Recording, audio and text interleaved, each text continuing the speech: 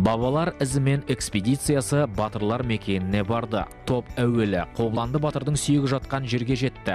Қобыланды жырының бүгінге дейін 29 нұсқасы жетуі, оның ерлік өнегесіне айналған тұлға екенін тағы бір мәрте айғақтайды.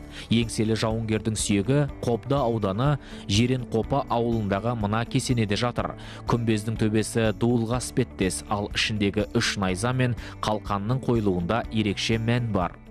Ортасында қалқан белгіленген. Яғни бұл көрініс ұлы жүз, орта жүз, кіші жүз біздің қазақтың ауызбіршілігін көрсетіп тұрған символ ретінде қойылған экспонат. Қарақыпшақ Қобыландының кешені осыдан 10 жыл бұрын ашылған еді. Биыл Батыр бабаның кесенесіне қайтадан жөндеу жүргізіледі. Барлық жұмыс қыркүйекте аяқталады деп жоспарланып отыр.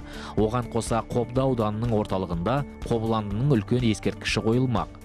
Жаңағы басында өтетін мәдени шараға дейін дайын болады. Және сонымен қатар осы батырлар саябағы қасынан бой көтеретін болады. Және бұны жыл сайын, 2 жылда бір дәстүрлі түрде республикалық деңгейде өткізуді жоспарлап отырмыз.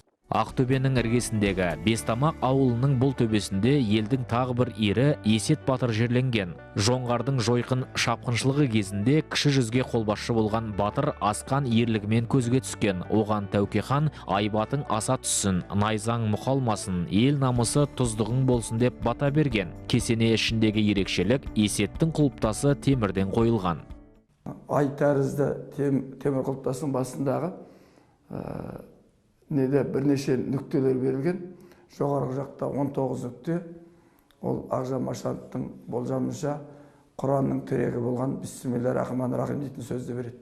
Бабалар ізімен экспедициясы Кеңес одағының батыры қазақтың қаһарман қызы Әлия Молдағұлованың туған ауылына да арнайы соқты.